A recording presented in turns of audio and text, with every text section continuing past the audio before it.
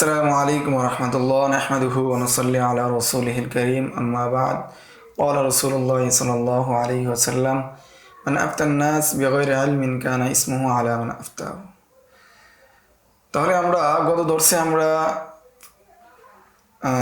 কাওয়ায়েদের গুরুত্ব নিয়ে আমরা আলোচনা করেছিলাম। কয়েকটি সর্বমোট 7টি ফাওয়ায়েদ নিয়ে আলোচনা করা হয়েছে। আজকের এই ভিডিওতে আমরা কাওয়ায়েদের আবিধানিক পারিভাষিক অর্থ নিয়ে আমরা আলোচনা করব। কাওয়ায়েদের সংজ্ঞা বা কাওয়ায়েদের পরিচয় বা আবিধানিক অর্থ হচ্ছে যে ভিত্তি। আল কাওয়াইদু ভিত্তি সমূহ, মৌলিক ভিত্তি, আসল, খুঁটি, গাছের গোড়া ভিত্তি। উদাহরণস্বরূপ বলা যায় কাওয়াইদুল বাইত, অর্থাৎ ঘরের ভিত্তি, ফাউন্ডেশন। কায়দা শব্দটি কোরআন শরীফের মধ্যে এসেছে। আল্লাহ তাআলা বলেন, ওয়াইদ ইয়ারফাউ ইব্রাহিমুল কাওয়াইদা মিনাল বাইতি ওয়া ইসমাঈল।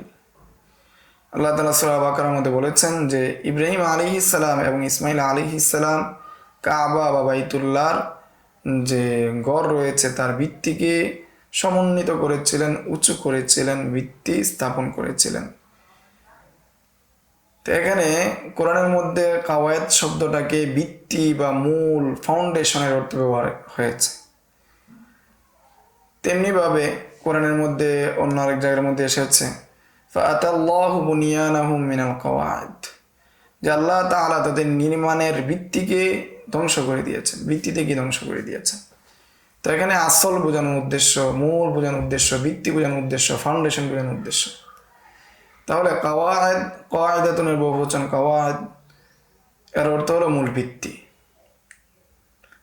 কায়দা এর পারিভাষিক সংজ্ঞা হচ্ছে ইস্তিলাহে আম কায়দার, যেটা শরঈ না, অর্থাৎ উসুলে ফিকহের না, বরং আমভাবে কায়দার পারিভাষিক অর্থ হচ্ছে কাযিয়াতুন কুল্লিয়াতুন মুনতাবিকাতুন আলা জামিই জুজিয়াতিহা। যে কায়দার পারিভাষিক সংজ্ঞা হচ্ছে এমন একটি সার্বিক নীতি, কাযিয়াতুন কুল্লিয়াতুন, সার্বিক নীতি,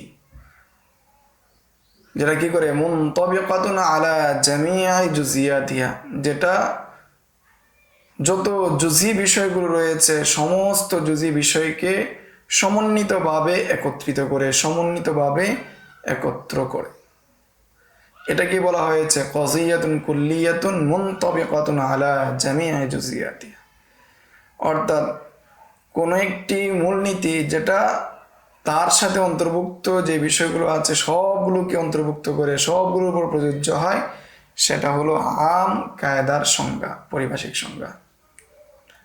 ফুকাহায়ে কেরামদের নিকট পারিভাষিক সংজ্ঞা হচ্ছে যে ফুকাহায়ে কেরামগণ পারিভাষিক সংজ্ঞার অনেকগুলো সংজ্ঞা দিয়েছেন। তোর মধ্যে তারিফে মুখতার বা উল্লেখযোগ্য সংজ্ঞা, নির্বাচিত সংজ্ঞা হলো কাওয়ায়েদে ফিকহিয়া বলা হয় ইয়া হুকমুন কুল্লিয়ুন ফিকহিয়ুন ইয়ানতাবিকু মুবাশারাতান আলা জুজিয়াতিন কাসীরাতিন মিন আবওয়াবিন মুতাআদ্দিদাতিন তাফহামু মিনহু আহকামুহা।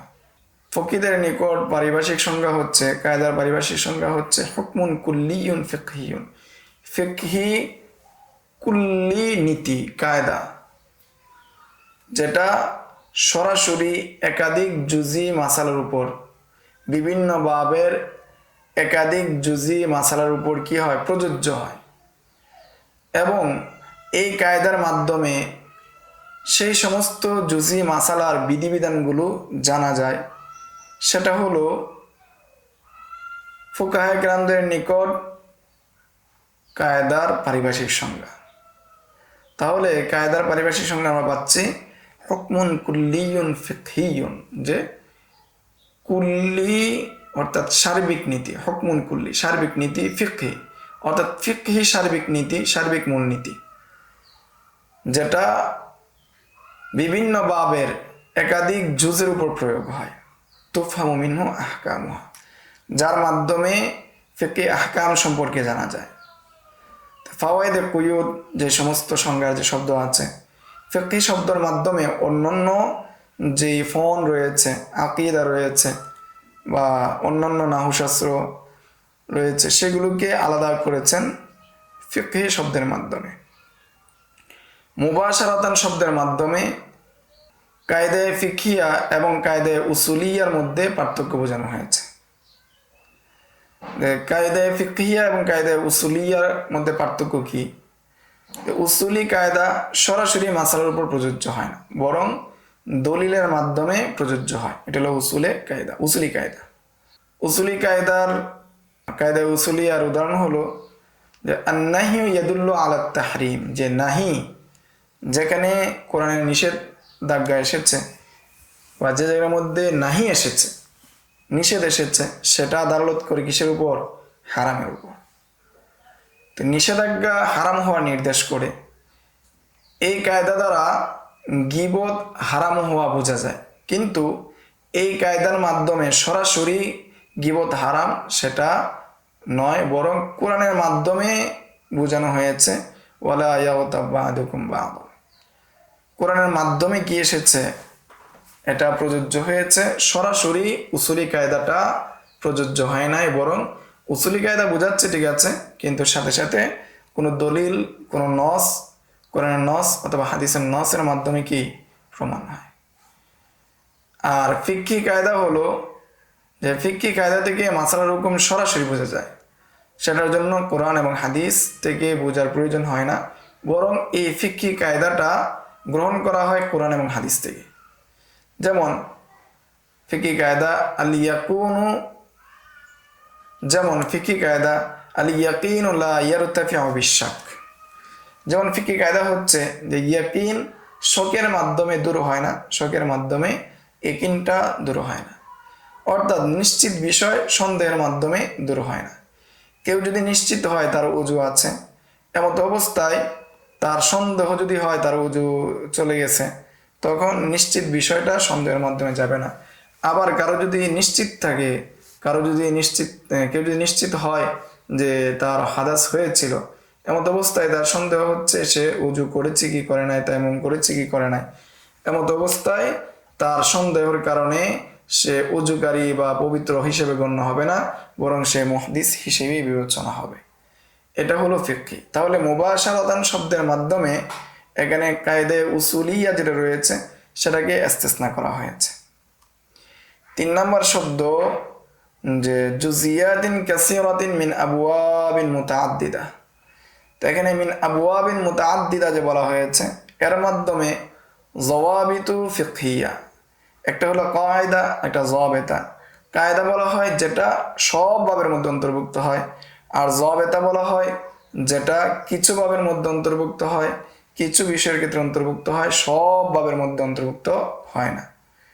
তো এখানে আবওয়াবিন মুতাআদ্দিদা যেটা রয়েছে, জুজিয়াতিন কাসীরাতিন মিন আবওয়াবিন মুতাআদ্দিদা, এই শব্দের মাধ্যমে এখানে ইস্তিসনা করা হয়েছে বা ফায়দা কুইদ হয়ে যাচ্ছে যে যাওয়াবিতা, কাওয়ায়েদ যাওয়াবিতা যেটা রয়েছে, ফিকহি যাওয়াবিতা যেটা রয়েছে, সেটা ইস্তিসনা হয়ে যাচ্ছে। তাহলে আমরা এই দর্সের মধ্যে আমরা কায়দার আবিধানিক এবং পারিভাষিক সংজ্ঞা সম্পর্কে আমরা জানলাম, এবং সাথে সাথে ফুকায়ে কেরামদের নিকট যে কায়দার সংজ্ঞা রয়েছে তার ফাওয়ায়েদে কুদ সম্পর্কেও জানলাম। সামনের দর্সে আমরা কাওয়াইদুল ফিকহিয়ার কিছু কিতাব সম্পর্কে জানবো, যে কাওয়াইদুল ফিকহিয়ার উপর কি কি কিতাব লেখা হয়েছে বা উল্লেখযোগ্য কি কি কিতাব রয়েছে এই ফোনের উপর, সেটা সম্পর্কে জানবো। আজকের দর্স এই পর্যন্তই। আসসালামু আলাইকুম ওয়া রাহমাতুল্লাহি ওয়া বারাকাতুহু। يؤتي الحكمة من يشاء ومن يؤت الحكمة فقد أوتي خيرا كثيرا وما يذكر إلا أولو الألباب.